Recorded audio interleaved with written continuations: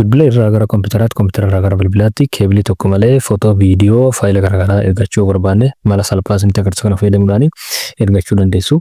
Wanti isin irraa eegamu isteeppota amma isinitti agarsiisu kana qabu hordofuudhaan isteeppii kana tokko miis gootan taanaanii appilikeeshiniin kun isin diduu danda'a waan ta'eef viidiyoo kana hamma dhumaatti ilaaluudhaan chaanaalii kana sabskiraayib gochuudhaan, laayik gochuudhaan, hiriyoota keessaniif sheer gochuudhaan jalqaba.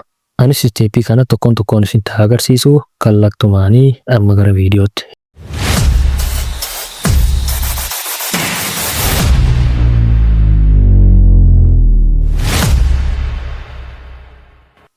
Okay, akkuma maal gochuu qabdanii waayifaan keessan kan laaptooppii irratti fayyadamtanuu fi kan bilbila keessan irra jiru tokko ta'uu qaba jechuudha. Yoo waayifaan kun tokko hin taane waliin fudhatu jechuudha. Inni kun immoo dirqama jechuudha. Waayifaan isin achirra fayyadamtan sun fakkeenyaaf yoo nama haasumaanidha bilbila irra akka fayyadamullee kan laaptooppii irra fayyadamullee maal jedha haasumaan jedha jechuudha. Kanaafuu lamaan isaaniitiyyuu wal fakkaachuu qabanii jechuudha. Egaa wal fakkaachuu isaanii mirkaneeffatanii yookaan lamaan isaaniiyyuu tokkorraa konneekti gootanii booda immoo gara abnyaa fi appilikeeshinichi egzeendaridha. Egzeendarii kana keessa seentanii kan namni hundinuu qabu faayilli isaa jechuudha. Egzeendariin kan namni hundinuu fayyadamu kana jechuudha. Isuma kana keessa seennaa jechuudha. Erga isa keessa seennee immoo sarara sadii gubbaarra jiru kana sadii gubbaarra jiru kan argartan kana irratti tuttu jechuudha. Ergasii immoo connect to PC kan jedhu kana irratti seentu jechuudha. Connect to PC kana maal gootu click irratti gootu jechuudha. Ergasii immoo jala kanarraa next kan jedhu kana tuttumne kan gubbaa kana tokko illee wanti tuqxanuu hin jiru isan tuqxanu connect to PC digatanii nextidha. Ergasii immoo connect to web kan jedhu kana isa argattan kan isin mul'isu kanarraa tuqxanii jechuudha. Erga isa click goone booda web mode jedhee jala irratti nu fida jechuudha. Web mode jechuun isa jala kana tuqxaa jechuudha. Isa click goona. Ergasii immoo adreesii bifa argattan kana nu kenna jechuudha. Erga bifa kana nu kenne browserii tokko kan laaptooppii keessarraa qabdan Chrome ta'uu danda'a, Internet Explorer ta'uu danda'a. Bifa argaa jirtan kanaan IP kana iddoo kana irratti barreessitanii jechuudha.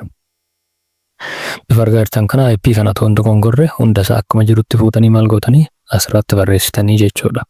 Kanaaf bifa argaa jirtan kanaanii kaasii isinii kenname kana barreessitan malee kiyya kanaa mate kun kiyya waan ta'eef anamma kiyya irratti barreessaa jechuudha. Kana Telegiraamiin kiyya egzendarii kiyya irra argadhe kana asirratti barreessaa jechuudha. Kanaaf isa kana gaafa asirratti barreessaa jechuudha. Bifa argaa jirtan kanaanii isuma kana irra garagalchitu jechuudha. Waan tokkoon dogongorre jechuudha. Fakkeenya iddoo kanatti tuqaa doon taane tuqlamee jechuudha. Tuqlamee isaan golchine jidduu kanatti kennaa argaa jirtan kana galchine accept nuun jedha jechuudha. Bilbila irree maal jedha accept jedhee bifa argaa jirtan kanaan nuuf fida waan ta'eef accept kan jedhu kana lachuu accept kan jedhuuf kama laaptooppii kan accept kana tuqxanii jechuudha. Accept goona jechuudha. Accept goone bifa argaa jirtan kanaanii daataa bilbila keessanii fayyadamuu dandeettan jedhee warningi nutti kenna waan ta'eef waayifaa keessaa ba'uun hin qabdanu jechuudha. Kanaaf confirm goona jechuudha. Confirm goona kana booda immoo faayilli bilbila kiyyarra jiru sun hundi isaaniitti bifa argaa jirtan kanaanii bifa kanaan nu mul'ata jechuudha. Fakkeenyaaf footoo isaa yoo barbaanne immoo footoo jechuun kana kun viidiyoodha, muuziqaadha, dookumentiidha, appilikeeshiniidha, fooldaridha.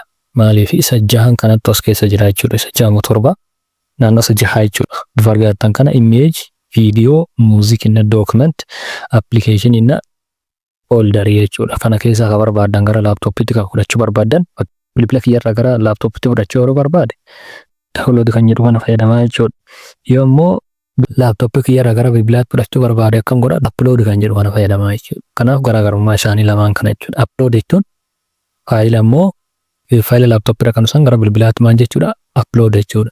Faayila immoo bilbilarraa qabnu gara laaptooppii yeroo fudhannu immoo daawunlood goona jechuudha. Kanaaf bifa kanaan adda baafachuu dandeettanii jechuudha.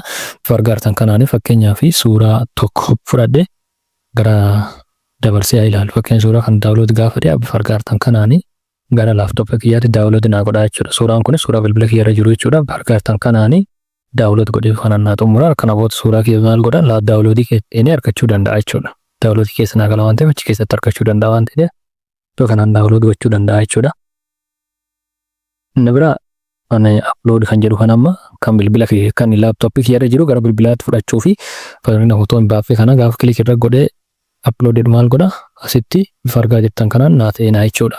Akka argaa jirtan kanaanii seeneera jechuudha. Inture faayilii guddaa barbaadan illee yoo ta'e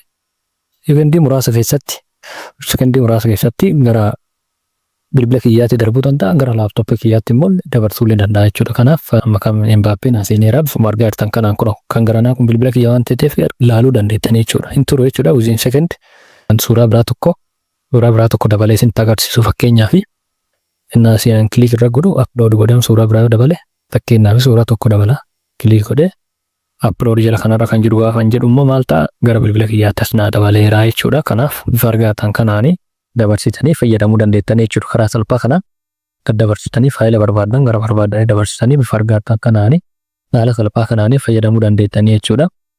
Barnoota teknooloojii babbareeda akkanaa kana yeroo qabannee isin dhugnuu fi chaanaalii kana laayik, sheer, sabskiraayib gochuudhaanii hiyyoota keessanii viidiyoon kun biraan geenyee fi biraan isiniin jecha barnoonni guyyaa irraa qabannee isin dhugne kana fakkaata. Hamma barnoota biraatiin walitti deebinutti nagaatti. Bye bye.